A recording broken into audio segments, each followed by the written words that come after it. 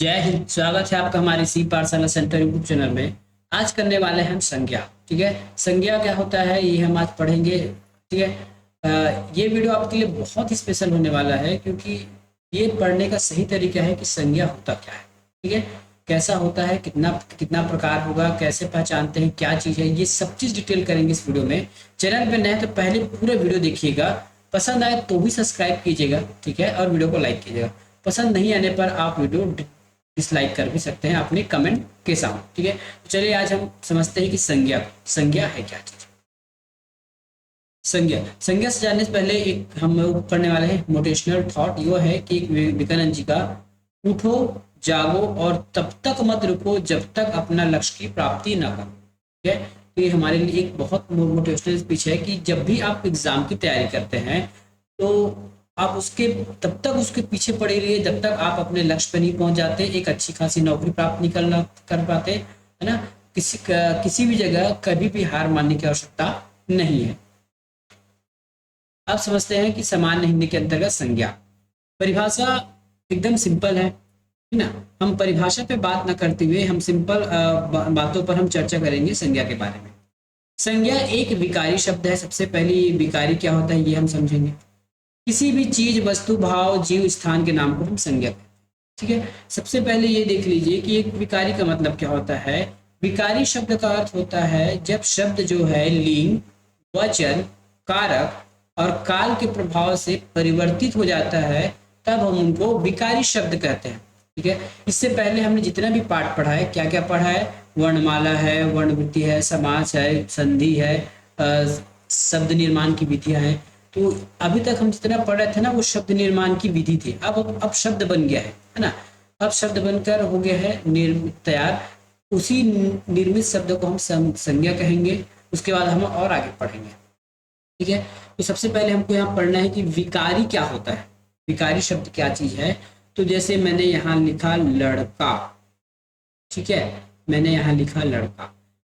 लड़का एक विकारी शब्द है। कैसे पता चलेगा?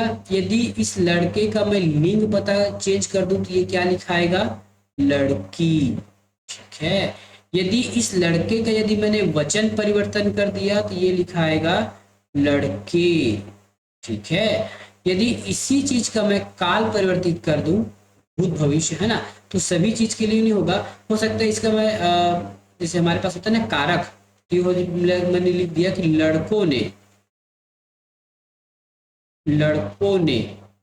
ठीक है, तो कोई भी शब्द चाहे वो वचन, लिंग, कारक, किन्हीं एक प्रकार से भी यदि वो विपरीत हो गया या फिर किन्हीं एक प्रकार से परिवर्तित हो गया तो वो चीज हमारा विकारी शब्द कहलाता है। और संज्ञा एक विकारी शब्द है। ठीक है, संज्ञा एक विकारी शब्द है। जैसे मैं एक क्या है, सर्वनाम है जो संज्ञा के बदले आता है, तो ये भी एक विकारी होगा क्योंकि वो संज्ञा के बदले आ रहा है। तो मैं को मैं क्या लिख सकता हूं? मैं को लिख सकता हूं मैं मुझको। ठीक है, मुझे, मुझको, मुझे। ठीक है, तो हमारे विकारी जो है चार प्रकार के होते हैं। पहला हम पढ़ने वाले हैं अभी ये संज्ञा। संज्ञा के बाद आएगा हमारा सर्वनाम। ठीक है, सर्वनाम के बाद आएगा हमारा विशेषण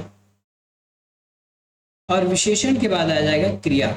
आपको याद होगा ये संज्ञा हमारा मूल है और इस संज्ञा के लिए सर्वनाम आता है और इसी संज्ञा के लिए विशेषण आता है और इसी संज्ञा के लिए क्रिया आता है। इसीलिए ये जो चारों चीज है हमारे विकारी शब्द है।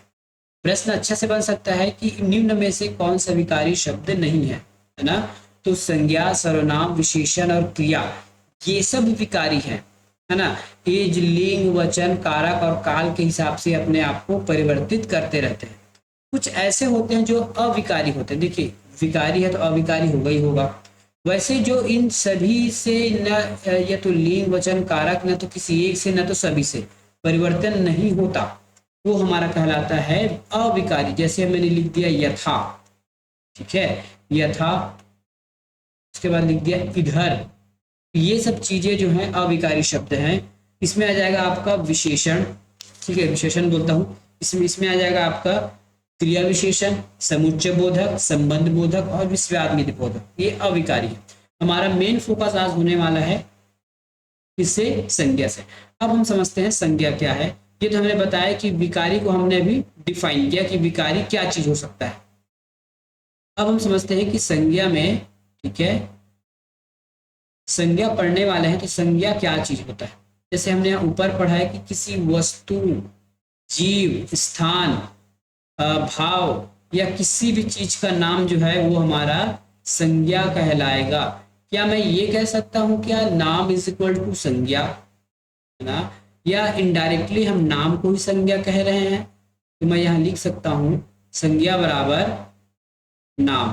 किसी भी चीज को हम यदि किसी भी चीज का नाम है तो वो संज्ञा कहलाएगा। ठीक है, किसी चीज का यदि वो नाम है तो वो संज्ञा कहलाएगा। संज्ञा इज इक्वल टू नाम, चाहे वो नाम किसी चीज का हो, वस्तु का हो, जीव का हो, स्थान का हो।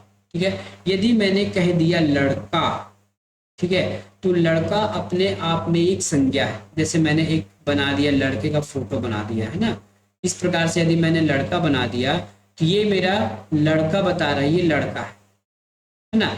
ये एक इसके हार्ड मास के शरीर को हम लड़का कहते हैं। इस लड़के का कोई नाम भी होगा ना, इस लड़के का कोई नाम भी होगा, जैसे राम, तो राम भी एक संज्ञा है, लड़का भी एक संज्ञा है। जैसे कुछ लड़के एक साथ मुझे दिख गए, है ना, कुछ लड़कों का मुझे झुंड दिख गया, सॉरी, कुछ कुछ जो लड़के हैं उसका मुझे झुंड दिख गया, है ना। तो इस लड़के को, क्या इन तीनों को मैं छात्र बोल सकता हूँ? ठीक है, क्या इन तीनों को मैं छात्र बोल सकता हूँ? बिल्कुल बोल सकता हूँ। ठीक है, इन तीनों को मैं क्या बोल सकता हूँ? छात्र बोल सकता हूँ। ठीक है, तो ये छात्र भी अपने आप में क्या चीज है? नाम है। तो ये भी संज्ञा हो जाएगा, राम भी संज्ञा हो जाएगा, लड़का भी संज्ञा हो जाएगा। ठीक है, देखिए लड़का भी संज्ञा है, राम भी संज्ञा है और छात्र भी संज्ञा है, लेकिन ये अपने आप में डिफरेंट है। इसीलिए अब हम इसका संज्ञा का टाइप पढ़ने वाले हैं ना। लड़का भी संज्ञा है, राम भी संज्ञा है, छात्र भी एक संज्ञा का नाम है। ठीक है, क्योंकि ये तो किसी न किसी को, जो छात्र है इन तीनों लोगों के ग्रुप को डिनोट कर रहा है, तो ये तो संज्ञा हुआ। राम जो है किसी एक व्यक्ति के नाम को बता रहा है, तो ये भी संज्ञा हुआ। ठीक है, और लड़का, इस व्यक्ति मतलब एक हाड़ मांस के बने व्यक्ति को हम लड़का कहते हैं, लड़का या लड़की, तो वो भी हमारा एक संज्ञा हो गया। तो इसी चीज को और आगे विभाजित किया गया है कि कौन सा संज्ञा क्या होगा। वैसे कहा जाए तो सभी संज्ञा ही है, लेकिन इनका भी हमने विभाजन कर दिया है। अब चलते हैं इसके विभाजन की ओर। संज्ञा के भेद, अर्थ के अनुसार से या व्युत्पत्ति के अनुसार, अर्थ या फिर उसके उत्पत्ति के आधार पर ये 5 प्रकार के होते हैं। सीधा प्रश्न आपको पूछा जाएगा। ठीक है, अर्थ के आधार पर संज्ञा कितने प्रकार की होती है? तो अर्थ के आधार पर व्यक्तिवाचक, जातिवाचक, समुदायवाचक, द्रव्यवाचक, भाववाचक, ये हमारे 5 प्रकार की संज्ञाएं होती है। ठीक है, व्यक्तिवाचक, जातिवाचक, जैसे मैंने यहाँ आपको अभी एग्जाम्पल में बताया, ये लड़का है ना, ये लड़का है। यदि इसका नाम राम है तो ये हमारा व्यक्तिवाचक हो गया, क्योंकि ये लड़का है। वैसे बहुत सारे लड़के होंगे, ये उनकी जाति को बता रहा है, तो ये लड़का इनका जातिवाचक भी होगा। यदि एक से अधिक लड़के हो गए तो हो सकता है ये लोग छात्र होंगे, तो ये हमारे समूहवाचक भी होंगे। ठीक है, ये हमारे समूहवाचक हो गए। द्रव्यवाचक, किसी समान पदार्थ, जो चीज हम फिजिक्स और केमिस्ट्री में पढ़ते हैं वो पूरे द्रव्य में आ जाएंगे, ठोस, द्रव, तरल। ठीक है, भाववाचक, वैसे कुछ चीजें हैं जिसको हम देख नहीं सकते लेकिन उसका नामकरण कर दिया गया है, जैसे गुस्सा, क्या चीज है? गुस्सा। और प्रेम, ये प्रेम किसी व्यक्ति का नाम हो सकता है, लेकिन मैं यहाँ प्रेम वाली बात कर रहा हूँ, है ना, जो फीलिंग करते हैं, तो ये भी इनमें कोई ना कोई नाम है। तो इस प्रेम के लिए न तो ये व्यक्ति है, न जाति है, न समुदाय है, न द्रव्य है, तो इसका अलग से नाम दे दिया गया है भाववाचक। ठीक है, आगे और आगे पढ़ते जाएंगे। ठीक है, तो देखिए पहले तो अर्थ के अनुसार से और उत्पत्ति के अनुसार से। तो अर्थ के अनुसार से 5 है और उत्पत्ति के अनुसार से 3 है, व्यक्तिवाचक, गणनीय और अगणनीय। वैसे संज्ञाएं जिसको हम गिन सकते हैं, और वैसे जो गिन तो सकते हैं लेकिन उसको जैसे चावल हो गया, चावल छोटा दाना है, उसको हम गिन नहीं सकते। वैसे गिन सकते हैं लेकिन उसको गिनने की आवश्यकता नहीं है, इसलिए उसको हम अगणनीय में रखते हैं। ठीक है, और आधुनिक रूप से 3 है, व्यक्ति, जाति और भाववाचक। ठीक है। तो आपको याद कैसे रखना है कि अर्थ के आधार पे 5 प्रकार के हैं, व्युत्पत्ति के आधार पे 3 प्रकार के, और आधुनिक आधार पर भी 3 प्रकार का। जाति के अंदर हमने समुदाय और द्रव्यवाचक को मिला दिया है। प्रश्न यहाँ से इतना ही बन सकता है कि व्युत्पत्ति के आधार पर कितने प्रकार, 3 प्रकार। कौन कौन से? व्यक्ति, व्यक्तिवाचक, गणनीय और अगणनीय संज्ञा। आधुनिक की ओर से व्यक्तिवाचक, जाति और भाववाचक 3। ठीक है, तो ऐसा हमको याद करना है। अब हम एक एक चीज को समझते हैं। व्यक्तिवाचक संज्ञा किसी विशेष व्यक्ति, स्थान या प्राणी के नाम का जिससे बोध हो जाए वो व्यक्ति, व्यक्ति मतलब प्रॉपर या फिर पर्सनल, प्रॉपर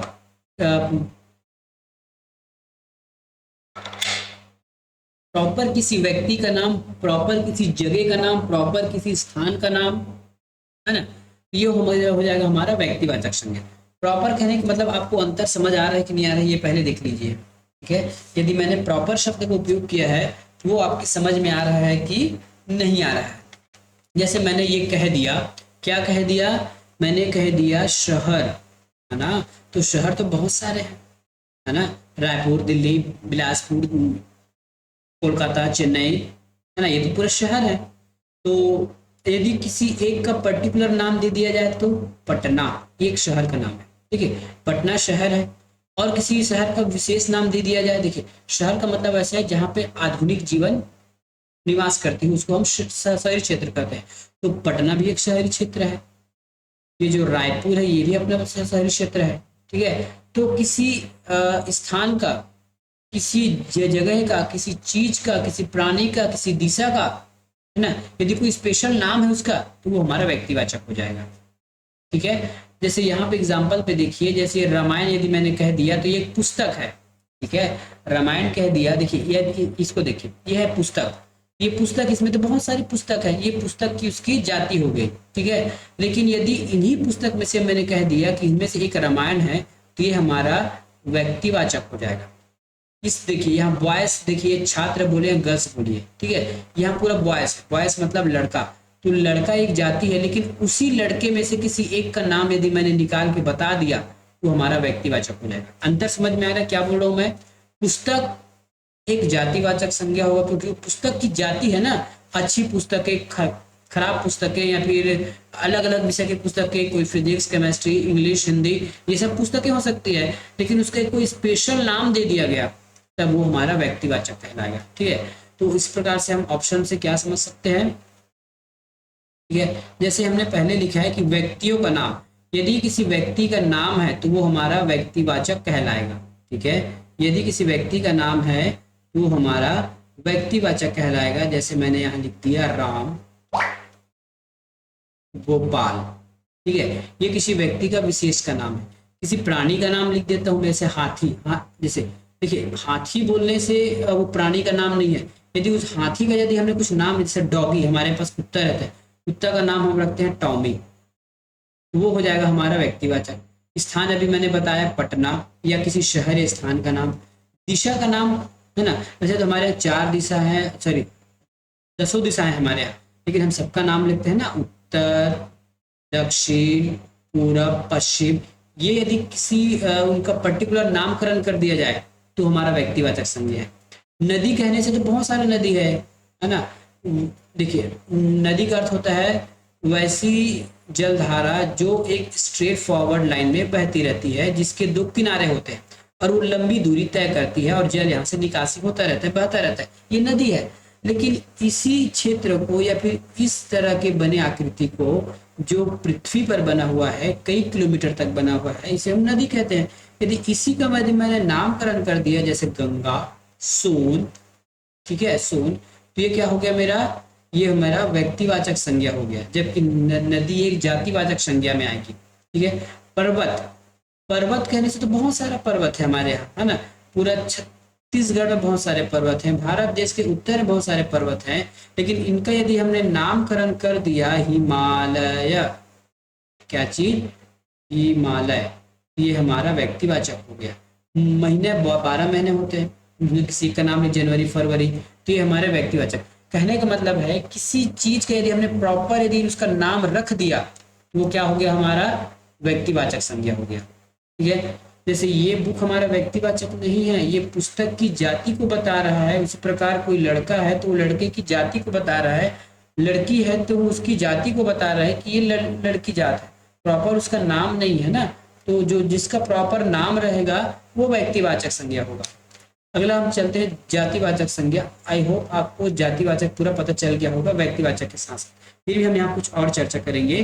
किसी एक ही प्रकार के समुदाय का बोध कराते होंगे, जैसे ये गाय है ना। गाय कहने से क्या एक ही गाय की बात होती है? बिल्कुल नहीं, गाय बहुत सारी हो सकती है, काली, पीली, नीली, है ना। तो वो सब गाय है, उसकी जाति है, गाय की जाति है ना। एक पशु की जाति है गाय। यदि इसी गाय का यदि मैंने नाम रख दिया लक्ष्मी, ठीक है, तो ये मेरा व्यक्तिवाचक हो जाएगा। प्रॉपर यदि किसी एक गाय का मैंने नाम रख दिया है लक्ष्मी, तो लक्ष्मी बोलने से वो व्यक्तिवाचक हो जाएगी। लेकिन गाय है वो, है ना, गाय कहने से पूरे गाय प्रजाति का वो प्रतिनिधित्व कर रही है, इसलिए वो जातिवाचक हो जाएगा। पर्वत को देखिए, पर्वत है ना, पर्वत तो बहुत सारे हैं, ठीक है। तो ये पर्वत कहने से हमारे दिमाग में क्या आता है कि बहुत सारे पर्वत होंगे, है ना। किसी पर्टिकुलर एक हिमालय, इंडीज, रॉकी, इन सब का नाम हमारे दिमाग में नहीं आता। पर्वत कहने से बस इतना पता चलता है कि पर्वत कुछ इस प्रकार की आकृति का होगा, ठीक है।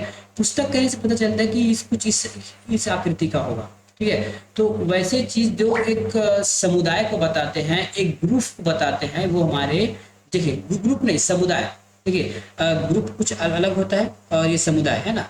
ये अकेला गाय कहने से पता चलता है कि बहुत सारे गाय होंगे जिनके 4 पैर होंगे, है ना। 4 पैर होंगे, एक पूंछ होगी, 2 सींग होगा, 2 आंखें, 2 कान, ये सब चीजें, है ना। तो यदि हम किसी की जात को समझते हैं, मतलब वो उसके पीछे पूरा क्या कहा जाए इसको हम, जैसे यदि एक को हम जान ली, जैसे मैंने जाति को बता दिया, यदि मैंने आपको इस गाय के बारे में आपको जानकारी दे दी कि इस गाय के 4 पैर हैं, है ना, एक पूंछ है, एक सिर है, 2 कान है, 2 आंख है, इसका मतलब आपको ये पता चल गया कि इस दुनिया में जितना भी गाय होगी, इस दुनिया में जितना भी गाय होगी उसके 4 पैर होंगे, एक पूंछ होगा, 2 आंख होगी, 2 कान होगा, ठीक है। इस प्रकार यदि मैं आपको पर्वत के बारे में बता दूं कि पर्वत कुछ इस प्रकार से नुकीली जगह होती है जहां कुछ ऊपर होता है, 1 किलोमीटर, 2 किलोमीटर, या कई बार तो 8-8 किलोमीटर तक होती है उसकी ऊंचाई।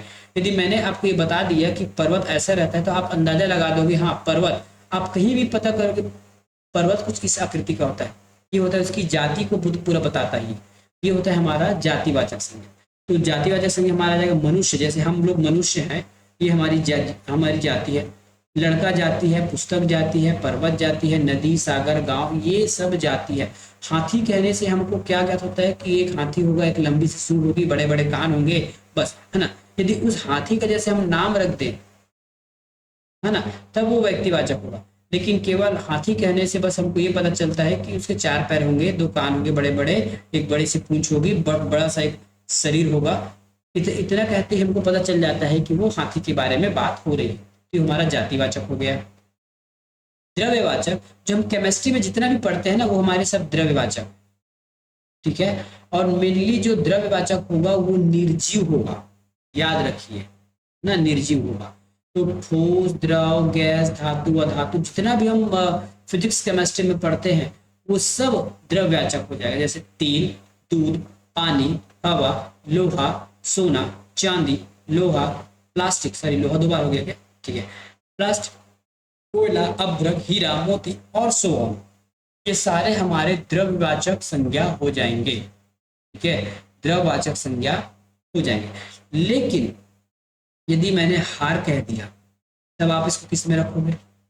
यदि मैंने हार कह दिया तब किस वाचक में रखोगे? देखिए, कोई एक सोने का सुनार जो है सोने से बना दिया हार, ठीक है, हार, ये सोना जो है हमारा द्रव्यवाचक, लेकिन ये जो हार है हमारा जातिवाचक, याद रखिए, ठीक है। यदि इस हार का मैंने नाम रख दिया, कुछ बहुत सारे नाम होते हैं ना हार के, लोग बहुत जो पहनते हैं महिलाएं उनको पता होगी, हार का बहुत सारा नाम है। यदि इस हार का प्रॉपर नाम रख दिया गया, चाहे वो सोना से बना हो, तो हमारा व्यक्तिवाचक में चला जाएगा। याद रखिएगा, क्वेश्चन कुछ इस प्रकार से घुमा के आपको पूछेगा, ठीक है। सोना है वो द्रव्यवाचक है, सोने से हार बना लिया गया तो हार को हम जातिवाचक कहेंगे। यदि उस हार का नाम है, जैसे 9 लखा, 8 लखा, जितना भी लखा हो, यदि उसका नाम हमने रख दिया, तब क्या होगा, वो व्यक्तिवाचक हो जाएगा। यदि उसका नामकरण नहीं किया गया है तो कॉमन है, जातिवाचक हो जाएगा, है ना। नामकरण कर दिए तो स्पेशल हो गया, नामकरण नहीं किए तो कॉमन है। जैसे कोई एक लड़का है, जब तक उस लड़के का नामकरण नहीं करेंगे तब तक वो कॉमन है, लड़का ही है। नामकरण करने के बाद उसको स्पेशल नाम मिल गया तो वो क्या हो गया, व्यक्तिवाचक हो गया। ऐसा है, ठीक है। जैसे कोयला है, ये कोयला भी हमारा क्या हो जाएगा, द्रव्यवाचक हो जाएगा, पानी द्रव्यवाचक हो जाएगा, इस प्रकार से, ठीक है। पानी द्रव्यवाचक हो जाएगा। लेकिन यदि पानी से हमने अगर शरबत बना दिया तब, शरबत, सॉरी सर मेरे फोटो आ रहा होगा इसे लिखता हूँ, शरबत। यदि मैंने इस पानी से शरबत बना दिया तो ये शरबत क्या चीज है, शरबत एक जाति को दिखाता है। बहुत सारे शरबत होते हैं ना, नींबू का, आम का, मौसम्बी का, जो आप बनाना चाहो, ठीक है। लेकिन यदि शरबत का मैंने नाम रख दिया तब नींबू पानी, नींबू शरबत, और जो, तब वो व्यक्तिवाचक बन जाएगा। इसको याद रखिएगा। आगे चलते हैं। समूहवाचक, नाम से ही पता चल रहा है, जो एक ग्रुप को दिखाए, जो एक ग्रुप को दिखाए वो समूहवाचक हो जाएगा हमारा। इसको बोलते हैं कलेक्टिव नाउन इंग्लिश में, ठीक है। जो किसी समूह का बोध कराते हैं वो हमारा क्या कहलाता है, समूहवाचक कहलाता है। यह हमेशा एक वचन होता है, याद रखिएगा, ये मेन पॉइंट है आपके प्रश्न में पूछने लायक। ये इंग्लिश में आपको बहुत सारा प्रश्न बनाता है, ये एक वचन होता है, याद रखिएगा। समूह को हम एक मानते हैं, है ना। समूह को, जैसे समूह में क्या आ जाएगा आपका, मेला, दल, सभा, सरकार, मंडली, कमेटी, कबीला, देश, टोली, पुलिस, ये सब हमारे समूहवाचक है, ठीक है। मेला, दल, सभा, सरकार, मंडली, कमेटी, दल, दस्ता, कबीला, देश, टोली। पता कैसे चलेगा कि ये हमारा समूहवाचक है ना। तो मेला में क्या एक लोग होते हैं, कई लोग होते हैं, कई प्रकार के लोग होते हैं, समूहवाचक है। दल में कितने लोग होते हैं, कई लोग होते हैं। सभा में तो स्त्री पुरुष बच्चे बच्चे सब आते हैं। सरकार में तो पूरा देश आ जाता है, क्योंकि हम लोकतांत्रिक सरकार है हमारे यहाँ, तो पूरा का पूरा ग्रुप आ जाएगा। मंडली में भी बहुत लोग होंगे, कमेटी में भी बहुत लोग होंगे, दस्ता में भी बहुत होंगे। देखिए, लोग तो बहुत होंगे लेकिन अलग अलग प्रकार के होंगे, याद रखिएगा, है ना। कई बार आप ये मत पूछेगा कि मैंने अभी ये बता दिया था कि लड़का हमारा जातिवाचक हो जाएगा, चाहे एक लड़के की बात करूं या अधिक लड़के की बात करूं, इसमें एक ही टाइप के लोगों का डिस्कशन हो रहा था। लेकिन ये मेला है, दल है, इसमें तो अलग अलग चीज रहेंगी। कोई सामान बेच रहा है, कोई स्त्री है, कोई पुरुष है, कोई अमीर है, कोई गरीब है, ये सब। तो वो समूह बताता है बहुत चीजों को लेकर, है ना। लड़का हमारा समूहवाचक नहीं है, वो उसकी जाति को बता रहा है, वो एक रिप्रेजेंट कर रहा है लड़के को। जाति का मतलब होता है उसको रिप्रेजेंट करना, ठीक है। और समूह का मतलब है एक से अधिक लोग और भिन्न प्रकार के लोग, अलग अलग और भिन्न। जैसे पुलिस है, पुलिस अपने आप में एक समूहवाचक है। पुलिस जातिवाचक नहीं है, पुलिस हमारा समूहवाचक है। टोली समूहवाचक है, देश समूहवाचक है। देखिए, ये मेला है, विभिन्न प्रकार के लोग रहेंगे, या पुलिस है, यहाँ भी विभिन्न है, यहाँ भी ये जो कि ये लोग बैठ के मीटिंग कर रहे हैं, यहाँ भी अलग अलग प्रकार के लोग होंगे। ये हमारा समूहवाचक हो गया। लास्ट पढ़ते हैं भाववाचक। कुछ चीजें ऐसी हैं जिसको जो टेंजिबल नहीं है, मतलब जिसको आप टच नहीं कर सकते। कुछ नाम ऐसे हैं जिसको आप टच नहीं कर सकते, जैसे प्रेम, है ना, प्रेम, गुस्सा, आदर, ये सब आप महसूस कर सकते हैं, टच नहीं कर सकते, देख नहीं सकते, केवल महसूस कर सकते हैं। तो ये होता है हमारा भाववाचक संज्ञा। किसी गुण, दोष, गुण, अवगुण, आस्था, भाव आदि को बोध कराए वो हमारा भाववाचक संज्ञा कहलाता है, जिसे हम केवल महसूस कर सकते हैं। जैसे अच्छाई, किसी के बारे में अच्छा बोलना, बुरा बोलना, बचपना है, माया है, मोह है, ये सब भाव है, ठीक है। अब भाव को हम कैसे रिप्रेजेंट करते हैं, इस प्रकार से कुछ इमोजी बनाकर, ठीक है। उसका कोई भी ना तो वो वस्तु है, देखिए भाव ना तो कोई वस्तु है ना किसी आदमी का नाम है, वो एक सोच है, एक महसूस है, एक फीलिंग है। तो ऐसे शब्द जो भी हैं जिसको आप देख नहीं सकते, जैसे मुंह को आप देख सकते हो क्या, बिल्कुल नहीं देख सकते। बचपना को देख सकते हो नहीं, बुराई को देख सकते हो, अच्छाई को देख सकते हो, केवल महसूस कर सकते हो। तो वैसी चीजें जिसको केवल महसूस किया जा सकता है वो भाववाचक संज्ञा कहलाती है, ठीक है। वैसे वैसे चीजें जिसको केवल देखा जा सकता है भाववाचक संज्ञा कहलाती है, ठीक है। जैसे हमने लिख दिया कि प्रेम ही जीवन का आधार है, ठीक है। प्रेम ही जीवन का आधार है। अब देखिए, प्रेम में किसी व्यक्ति के बारे में बात नहीं कर रहा हूँ, है ना, ये हमारे सोच या विचार या फिर हमारे फीलिंग्स को बताती है। तो ये प्रेम क्वेश्चन में ऐसे ही पूछेगा, एक लाइन लिखेगा और कहेगा कि अंडरलाइन किए हुए शब्द का संज्ञा बताओ। ठीक है, कुछ इस प्रकार से आपको प्रश्न पूछा जा सकता है। ठीक है, कुछ प्रकार से प्रश्न आपको पूछा जा सकता है। तो ये हो गया हमारा भाववाचक संज्ञा। ठीक है, अब भाववाचक संज्ञा भी बनाने का प्रकार होता है। देखिए, संज्ञा में केवल वैसे संज्ञा है जो अन्य से बनते हैं, वो है भाववाचक संज्ञा। भाववाचक संज्ञा 5 प्रकार से बनाया जा सकता है। पहला आपके जातिवाचक से, सर्वनाम से, विशेषण से, क्रिया से और अवयव से। जातिवाचक से कैसे बनाएंगे? पुरुष की एक जाति होती है ना, तो पुरुष से बन जाएगा पुरुषत्व। मानव एक जाति होती है, मानव से मानवता बन जाएगा। सर्वनाम अपना एक सर्वनाम, अपना से अपनत्व, निज से निजत्व। ठीक है, विशेषण मीठा एक विशेषण है जो किसी संज्ञा की विशेषता बताता है। लेकिन मीठा से हम भाववाचक बना सकते हैं मिठास, सुंदर से सुंदरता, उदार से उदारता। ठीक है, क्रिया से भाव बना सकते हैं। जैसे थकना एक क्रिया है, थकना से थकावट। हंसना एक क्रिया है, हंसना से हंसी बना सकते हैं। लड़ना एक क्रिया है, फाइट करना, तो ये लड़ना से लड़ाई हो जाएगा। अव्यय परस्पर जो खर्च न होना, अव्यय परस्पर से परस्पर, वाहवाह से वाहवाही, मना से मनाही और आदि। इस प्रकार से भाववाचक संज्ञा बनाया जा सकता है। ठीक है, तो ये था आज के लिए हमारा video. Thank you for watching this video. यदि आप हमारे चैनल पर नए हैं, यदि आपको वीडियो पसंद आ रहा है तो जरूर चैनल को सब्सक्राइब कीजिए, वीडियो को लाइक कीजिएगा। मिलेंगे नेक्स्ट वीडियो में। धन्यवाद।